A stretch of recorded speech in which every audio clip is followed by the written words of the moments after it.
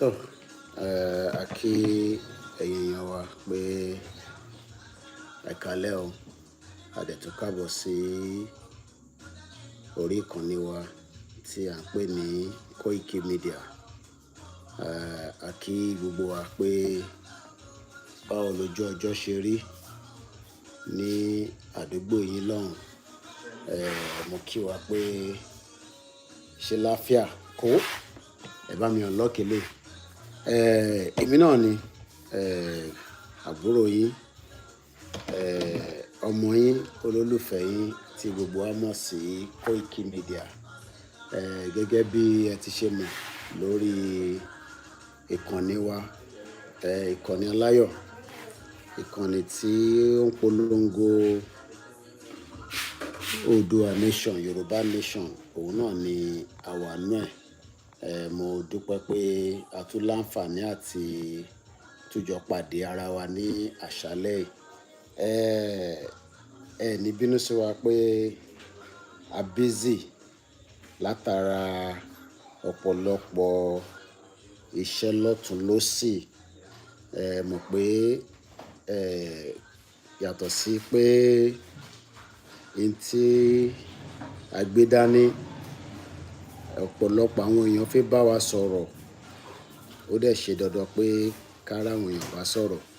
So ìyẹn náà ń gba àsìkò, kò jẹ́ kí aráyè wá ṣe program láti bí ọjọ́ mélòó kan, torí pé àwọn tó fẹ́ bá wa sọ̀rọ̀, a gbọ́dọ̀ fi àyè sílẹ̀ pé kó fi bá wa sọ̀rọ̀. So mo kí gbogbo wa pé ẹ káalẹ́ lẹ́ẹ̀kan sí i. Gẹ́gẹ́ bí ẹ ti ṣe mọ̀, nǹkan kan náà ni a ṣì gbé dání. Òun náà ni bí ilẹ̀ Yorùbá bí ó ṣe máa ní ìlọsíwájú tí a máa dá dúró. Òun náà ni à ń bẹ Ọlọ́run fún. Òun náà ni mo mọ̀ pé ó wà nígbà ya bàbá Akíntóyè. Ṣé òun náà ló wà nígbà ya tiẹ̀? Àbí ẹ wà lára àwọn tí ó sì ń sọ pé kò ní ṣe é ṣe? Torí ẹlòmíì lọ́kàn rẹ̀, wọ́n wò pé báwo lẹ ṣe fẹ́ ṣe, ọ̀nà wo lẹ fẹ́ gbà. Ìtawà dẹ̀ máa ń sọ fáwọn èèyàn ni pé kò sí ọ̀nà kan ta fẹ́ gbà. Òun náà ni pé kí Yorùbá kí ó ṣe tiẹ̀ lọ́tọ̀, kí Haúsá kó ṣe tiẹ̀ lọ́tọ̀, kí olúkálùkù ṣe tiẹ̀ lọ́tọ̀. Ìyẹn ò lè mú jà dání. But ọ̀pọ̀lọpọ̀ àwọn èèyàn ò gbà bẹ́ẹ̀ pé bó ṣe láti rí nìyẹn.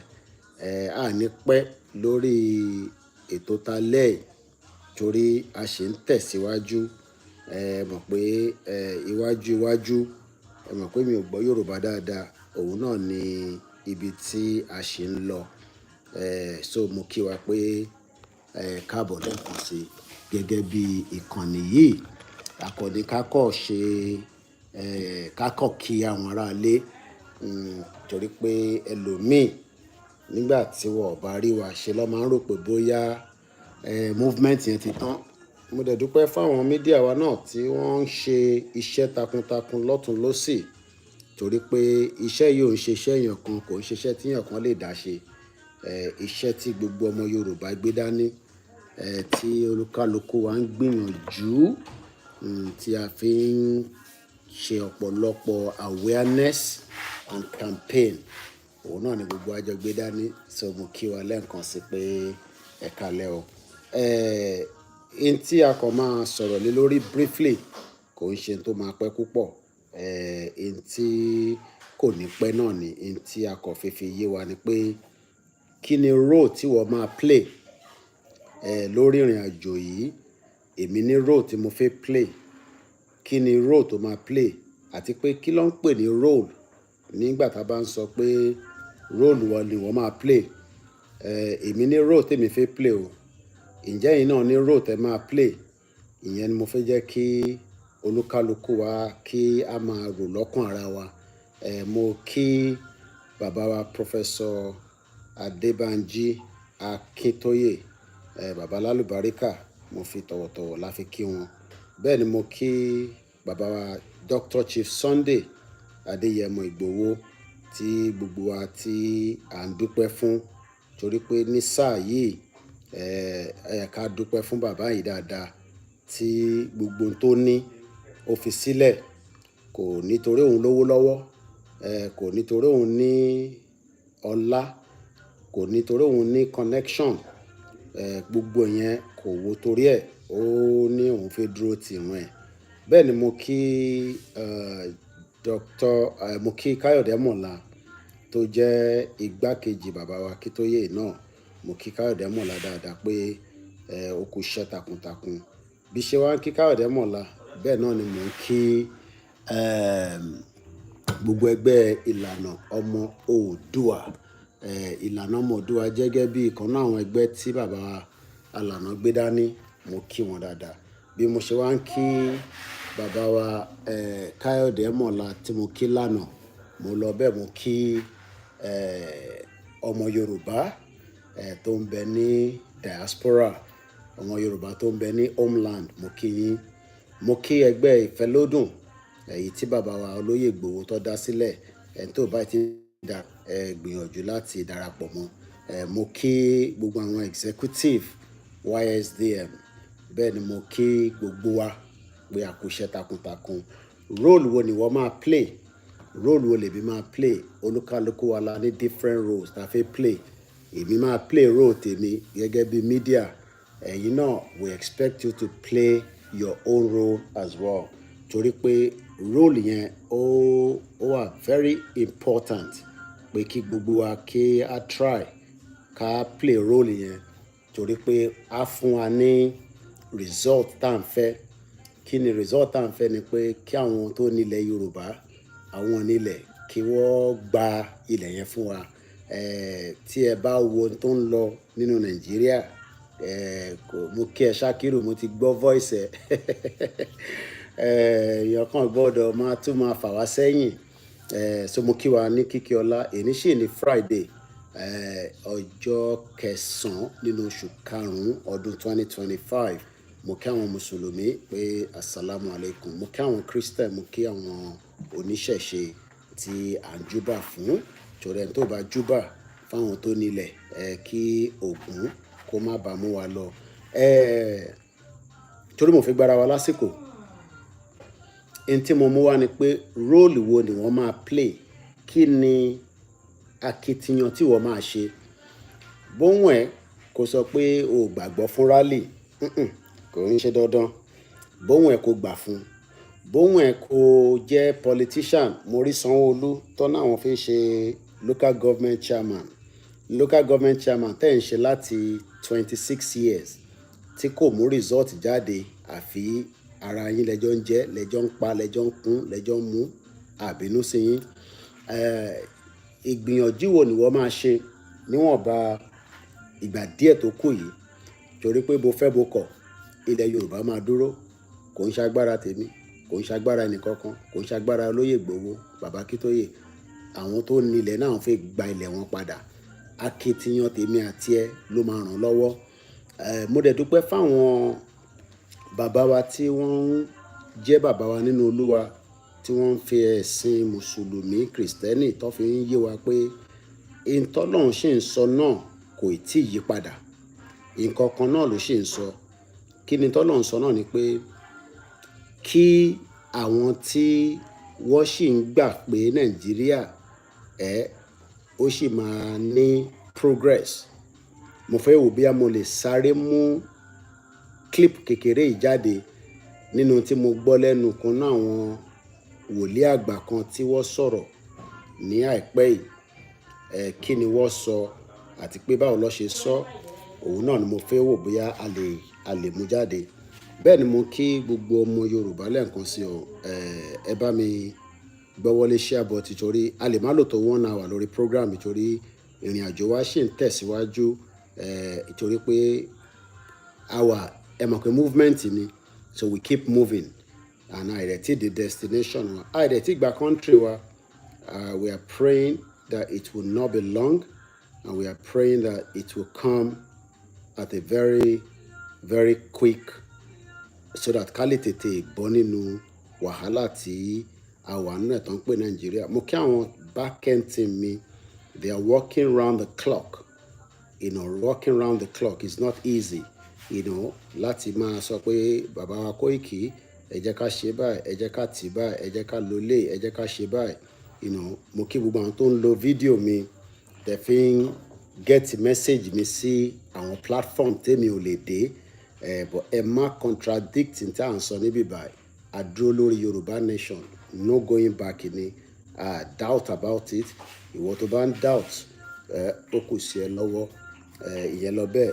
So mo fẹ́ jẹ́ kí a kọ̀ wo bí a lè gbọ́ ohun bàbá wa yìí tí bá lè tètè rí fídíò yẹn. If otherwise, màá ṣàlàyé tí wọ́n sọ. But a bá rí fídíò yẹn, because I watch a lot of videos on YouTube. So sometimes there might be a slight delay láti gbọ́ ibi tí bàbá yẹn ti sọ̀rọ̀.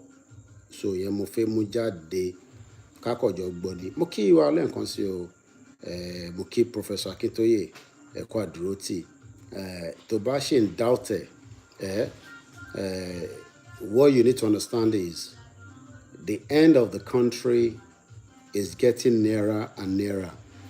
Ogun kan fẹ́ bẹ́lẹ̀ India and Pakistan, tó bá ti mọ̀, òun ló ti gbọ́ lálẹ́. There's likely to be a war tó máa escalate tó bá diffuse ẹ̀. Ẹni tó bá ti ní òun fẹ́ peace, ká lọ prepare for war. Mo kí gbogbo ẹ̀yin tí ẹ ti ràn wá lọ́wọ́ lọ́tùn lósì. Mo kí yín dáadáa pé ẹ ṣé gan ni, ẹ kú àdúrótì, ẹ kú àìfiwásílẹ̀, nítorí pé without you it would have been chaos, it would have been disaster. Ẹ̀yin ni ká dúpẹ́ fún for coming to our rescue, especially after we came out in the last couple of days and we did ask for your support. Support yẹn wá back to back. Kódà àwọn tó wà l'Áfíríkà náà dá sí, àwọn tó wà ní United Arab Emirates. Kò ń ṣe gbogbo àwọn tó wà l'Amẹ́ríkà nìkan náà ni wọ́n máa ń dá sí nǹkan. Ọmọ yẹn tí ẹ̀ ń bẹ ní diaspora, for the trust tẹ́ fi sí orí platform wa yìí. A ní disappoint yín, a ní disappoint yín. Ẹ jẹ́ kí n play lay, torí pé ìtí mò ń wá yẹn gangan mo ì tí ì rí. Mo kí wa lẹ́ẹ̀kan sí. Iṣẹ́ wa fúnlẹ̀ wa, forílẹ̀ ìbí wa, kàgbéga, kàgbéga, kàgbéga falẹ̀rí. Ìgbàgbọ́ wa ni pé bá ti bẹ̀rù làbọ̀ mọ́, ká ṣiṣẹ́, ká ṣiṣẹ́, ká ṣiṣẹ́, ká jọlá. Ìṣọ̀kan àtòmìnira ní kẹ́jẹ́ ká máa lépa. Ìtẹ̀síwájú fọ́pọ̀ ire àtòhun tó dára. Ọmọ Oòduà dìde, bọ́ sípò ẹ̀tọ́ rẹ. Ìwọ ni ìmọ́lẹ̀ ògo adúláwọ̀. Àwa ni ìmọ́lẹ̀ ògo adúláwọ̀. So ṣé ìwọ náà ti mọ anthem mi àbẹ́ ti mọ̀? Lákọ̀ọ́kọ́, ẹni tí ẹ produce kò ń ṣàwàlà ní o. This doesn't belong to me. It belongs to the movement. Nígbà tá a jáde níjọ́, I think Tuesday, kò tí ì pẹ́ púpọ̀, a ní a fẹ́ ra drone tó lè wúlò fún wa. Kódà àwọn terrorists gan lo drone. Is one of the gadgets tó wà very unique, tó wà very important, in fight against anything. Kódà drone náà ló ń lò lọ́wọ́lọ́wọ́ between Pakistan and also India. What I can say is that we've been able to purchase it. When I came out, price tó fún mi was 1 million. Torí ẹlòmíì àti lọ wo price yẹn pé bí a ká fún ẹni 1 million kó bá wa náà rárú ẹ̀. I can confirm that it is well above 1 million. Èyí tí wọ́n fún mi ní price ẹ̀ kò wá pẹ̀lú gbogbo kit, kò wá pẹ̀lú my specification. Mo wá sọ fún wọn pé no, èmi ò gbé ní Africa lóòótọ́, but a lè compromise interfere, because ó bẹ́tà kára tó máa wúlò fún wa during the rally and also during the rally. Most importantly, that's the reason why we are buying this. Eventually, we paid 1.8 million for these. Only check price for it, and you will see that the price is as it says. And there are scan disk 128 gig, which is also about 90,000. That shows that we raise good amount of money. Yes.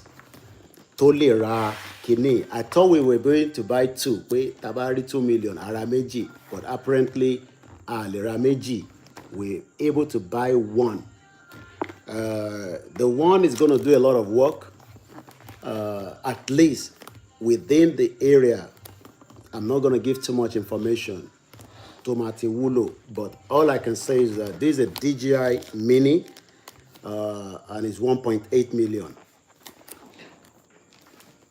We still have about 600,000 or thereabouts. Toshiwa Lowomi. I will decide what we will do with that. Between myself and my team, I decide. Àwọn kan wà tí I promise pa máa ṣe banner fún one or two people, one or two groups. And there's still a lot of few things that needs to be done. Nígbà wo gan ni rally? That is the question that many people wants to know. Nígbà wo gan la fi ṣe rally tẹ́ ń sọ yìí? Nígbà wo ni rally máa dé? I have always said that we have one leader, and that leader is Professor Banji Akintoye. We are not going to go ahead and say anything until our leader have spoken. And the leader of the movement still remain Professor Banji Akintoye. Tí bàbá bá ti confirm pẹ̀lú every one of us when the rally will hold, we will eventually come back out and start making quick announcements straight away láti jẹ́ kí gbogbo wa mọ̀ pé rally ti dé o. Nobody will come out and tell you otherwise. Àwọn kan ní wọ́n ní the date has changed. Let me make it clear. The instruction after the summit was that the rally comes a month after that summit. The summit was actually on the 26th of April. And that means that we should all be expecting to have the rally this month. Nothing has changed on that. And that also has been confirmed by the deputy chairman of the YSDM, Kayode Amola, nígbà tó sọ̀rọ̀ lórí YSDM ní last week Wednesday. I am not the only media, but some of our medias are not projecting the rally. I am not going to speak on their behalf. You can ask them why. But those that are under the Yoruba world media, kò sẹ́ni tó wà lábẹ́ Yoruba world media, including myself, tó máa sọ fún yín pé kò ní sí rally. If anybody that is saying otherwise, pé wọ́n ti ready, rally ò ní ṣẹlẹ̀, and ignore any of such individual, whether it is the Yoruba world media that are, the media that are participating in the movement, or the ordinary media that is at home, the basic media. Nobody would come out and speak on behalf of Professor Adebanji Akintoye. Professor Akintoye has already given us that there is going to be the last rally, kò ní sí rally mọ́, lágbára Ọlọ́run, after this. And that means that if there's not going to be any more rally, we should be expecting a push and what will lead us to our country. How you want to agree with that or you disagree with that, I would allow you to think that yourself. But under those that are operating this movement on our behalf, what they have said is that this is the last rally. To fi jáde fún rally kankan mọ́. So if anybody or any individual, who are these individuals? Àwọn wo lẹ ń sọ yìí? Ṣáwọn tí ẹ ń sọ yìí ṣé wọ́n wà capable to stop the rally? Wọ́n tó bẹ́ẹ̀. Ṣé wọ́n wà capable to stop Yoruba people tí Baba Akintoye tó bá ti give go ahead pé ká jáde? I don't think they have the capacity. They don't have the capacity to stop it. They don't have what it takes láti sọ fún ọmọ Yorùbá pé ẹ ní right láti jáde. Àwọn kan jẹ́ critics. Kò ń ṣe ni láti rí critics. There are critics around the world, and there are people that also talk about or against things of such or what we are doing. So tẹ́nìkan bá wá ń jáde pé wọ́n ń tàn yín ni, wọ́n ì tí ṣe tán, wọ́n ì tí ready, kò ní sí nǹkan kan tó ń jẹ́ rally. Whoever the person are, whether they are media, whether they are organization, ẹ sọ fún wọn pé tí Baba Akintoye bá ti ní ká jáde fún rally, káwọn jáde lọ́dọ̀ tí wọn kọ́ máa fight against pé kò ní sí rally. Kọ́ wá wò bóyá àwọn ọmọ Yorùbá tó wà nílé, including myself, bóyá a máa jáde fún rally àbá ní jáde fún rally. Ẹ̀sìn mo sọ bẹ́ẹ̀ fún wọn. Kò bá jẹ́ channels ló ń sọ bẹ́ẹ̀, kò bá jẹ́ NTA, kò bá jẹ́ Arise, whoever that person is or whoever the media platforms are, they cannot speak after Baba Akintoye has given us the go-ahead to go out and demand our right. So ìyẹn lè jókòó sínú yàrá ẹ̀ kó máa sọ pé kò ní sí rally. Wọ́n lè jókòó sínú yàrá ẹ̀ kó disagree pẹ̀lú Baba Akintoye àti Igboho àti YSDM àti gbogbo groups. Ìyẹn normal. But what they cannot do is that they cannot stop what Baba Akintoye have said. They can't stop it. It is too late. They can disagree with it.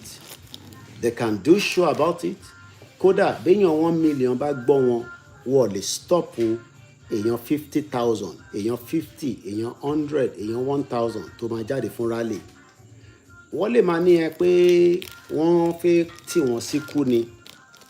Bí ṣe ń bá yín sọ̀rọ̀, fídíò kan tún jáde lálẹ́ yìí tá a ṣe release ọmọ Yorùbá tó kidnap ó ráyè escape. So tẹ́nìkan bá ní wọ́n tì yín, wọ́n push yín, ẹ sọ fún wọn pé yes, ó better ká push wa so that ká lè exit Nigeria than ká remain in Nigeria and remain under a terrible situation. So just before we wrap it up tonight, the most important discussion tonight is role wo ni wọ́n máa play so that kí a lè succeed, kí a má bàa fail. Pastor nìyẹn, imam nìyẹn, babaláwo nìyẹn, ìyá ọ̀ṣun nìyẹn, mechanic nìyẹn, engineer nìyẹn, student nìyẹn. Everybody must have a role to play. I am going to play my role, and my role will be played until this becomes a reality. But àwọn tó ń wà against the pé à ń ṣe but àìtí ready or àtẹ̀ṣe rárá, ìrọ́lẹ̀ ń pa. Just like Tinubu fúnra rẹ̀ nísìn, Tinubu gan ti confirm pé òun fẹ́ di president ní 2027 because ó ń push, ó ń go round, ó ń ṣe consultation, ó ń try láti form one party system tó máa defeat North. Because what is going to happen is if we leave Tinubu alone, Tinubu will have to struggle between South and the North because àwọn Northerners ò ní dìbò fún mọ́. Tó bá tẹ̀ padà wá dìbò fún náà tí Tinubu wọlé, what is he going to do in the next 4 years? Or what might happen? Nobody knows. Nigeria can end up becoming a very terrible situation going into 2027. So to avoid us and them, that is the reason why Professor Akintoye is forging ahead so that ká lè move ahead of time. So tíyàn kan bá wá ń condemn ẹ̀, ǹjẹ́ àwọn tó ń condemn yẹn àti mọ̀ pé àwọn tó ń ṣiṣẹ́ pẹ̀lú àwọn ọba tó ti compromise àtàwọn olóṣèlú tí wọ́n fẹ́ jẹ́ ká lọ. All I can say to anyone tonight is that the rally has not yet been cancelled. The rally is still going ahead as planned. Everybody will play their role. I am still on the ground. Like I said, all I'm waiting for is the date of the rally. Lágbára Ọlọ́run, èmi àti Prof màá tún rí wọn ní hopefully this weekend. Ọ̀la ni Saturday. I will not tell you when, but I will see him between Saturday and Sunday. But if you are still in the doubt mind. Bí a torí pé uncle ẹ̀ kan sọ fún ẹ pé I need the kábíyèsí láti endorse ká tó gba country wa àbí Tinubu la máa lọ bá sọ̀rọ̀. That is your own choice. The country was put together for a purpose. That purpose has now been defeated. That purpose is no longer working. That purpose has failed everybody. And the time now to pull down the structure is now. Baba Sheledi, is either some will still have to do it in many years down the line. And it can be painful because Aliti lose so much. So why don't we do it now? Kilamberufu. Because the only thing we are scared of is we don't want to die. We don't want to be attacked. Yet, we want to live in a system where we are being attacked and we are being marginal on a daily basis. So on a final note before we go, put your mind at rest. Diaspora, there is nobody that can stop what has already been started. This movement has gone for 5 years. Stage. Tẹ́nìkan bá jókòó sínú yàrá ẹ̀ tó jókòó sórí screen tó ń sọ pé Ìgbòho irọ́ ló ń pa, Bàbá Akíntóyè irọ́ ló ń pa, Kóìkì irọ́ ló ń pa, ẹ sọ fún ọ̀pá àti gbọ́. Irọ́ yẹn tá à ń pa yẹn bóyá irọ́ là ń pa, bóyá àparọ́ ẹnu ẹni gbogbo àjọ wa. Okay? So hopefully we will have a proper broadcast from next week. But for now, I am on the go. And that means it is busy from one end to the other. And I have not got time. I need to go to bed now and sleep because I've been all day running from one end to the other. Mo kí àwọn team wa tó ń ṣiṣẹ́ round the clock. Nowhere is safe in Nigeria today. So even the smallest traveling is at risk. Kàmá ti sọ àwọn tó ń lọ long distance. Mo kí gbogbo àwọn media tó loyal sí movement yìí. Àwọn tí wọ́n dẹ̀ ń fi ìtọ́ funfun síta tó dẹ̀ pé nínú ilé ọ̀tọ̀ nìkan míì tó ń ṣe. Ọlọ́run mọ̀ yín, àwọn ọmọ yín. But one thing I can say to the people is that be rest assured you have the last man standing. They will do everything spiritually, physically, mentally to derail this movement.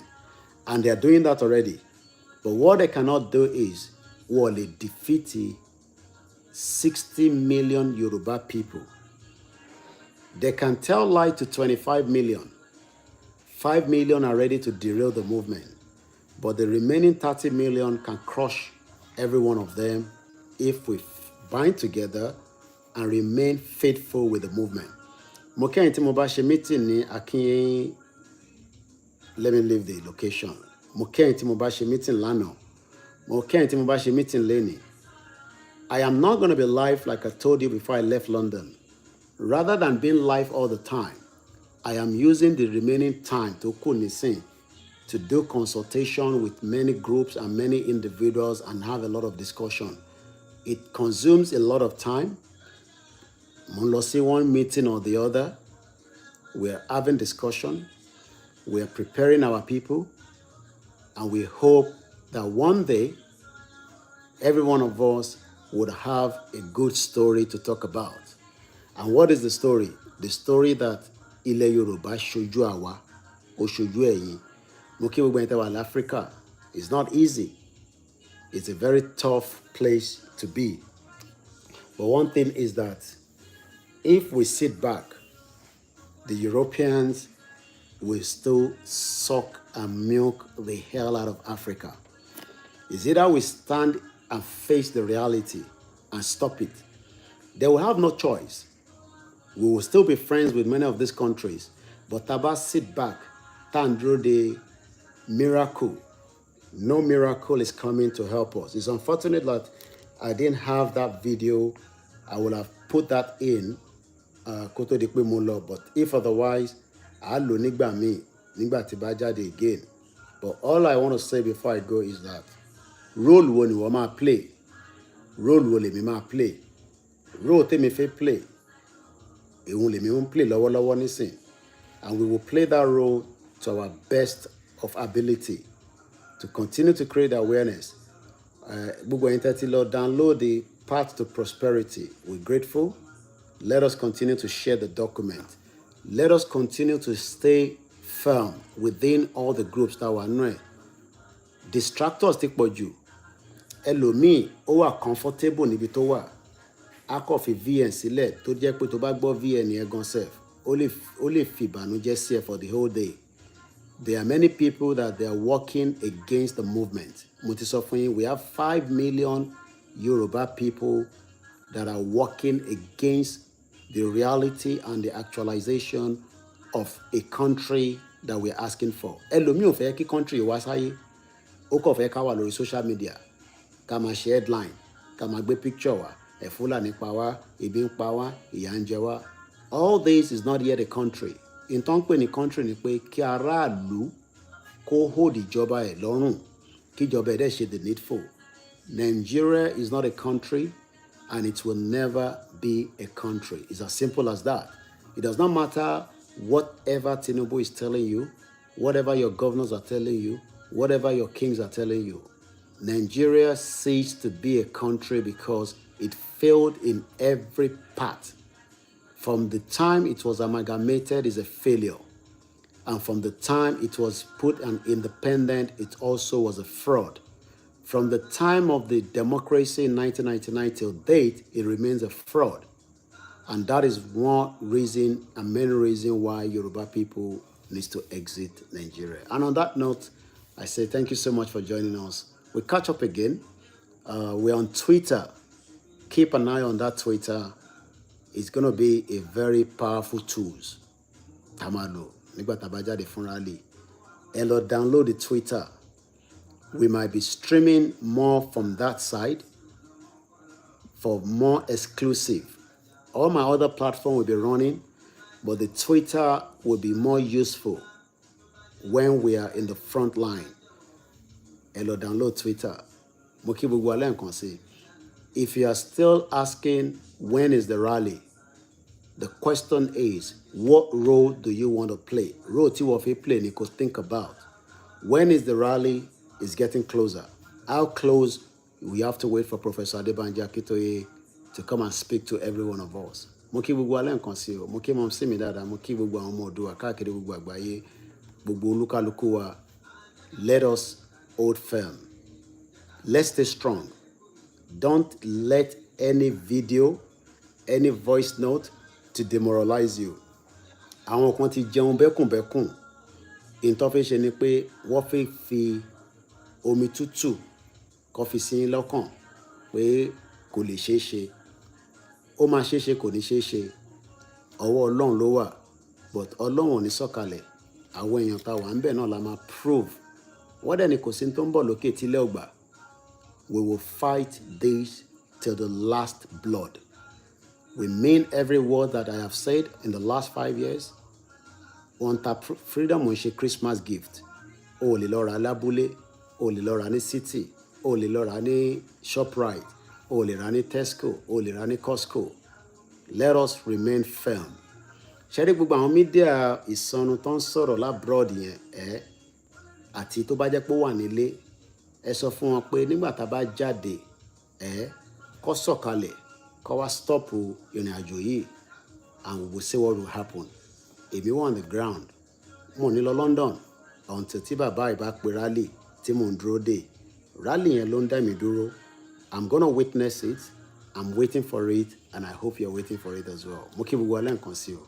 Mo mọ̀ pé ìwọ kan ò ń ṣe pé kò ní bọ́ sí. We see how it goes. But I can tell you that if we are 50 of us, we will shut down the whole of that shit old country. And I mean every word. 50. So consider don't cap 10 million, 30 million. Irokola need. We need the right people that can finish the job. Ṣé wọ́n máa wà lára àwọn tó fẹ́ finish the job? Ọlọ́run máa kẹ̀mí mọ́ wọn. Kọ́lọ́run káwọn náà mọ̀ ẹ́. Kò sí nǹkan tó ń bọ̀ tílé ọgbà.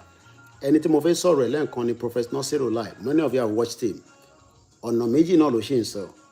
Nigeria break up or kó padà sí ìtọ́lọ́run ní kí wọ́n ṣe nínú Nigeria. A dẹ̀ ti mọ̀ pé wọ́n ní ṣe ìtọ́lọ́run ní kó ṣe because the country is full of evil. tó o bá believe Professor Nasiru Lai, o believe Baba Akintoye, o believe Igboho, o then pray pé Nigeria máa work. Nigeria will work. The shutdown of Nigeria will kickstart, not just from the Yoruba people. The Biafra are working very hard to keep the push going, while the Ijo are waking up. The Hausa are now fighting back. But we are not waiting for anybody. We forge ahead and we do what is needed. Every Yoruba man must prepare for the task ahead.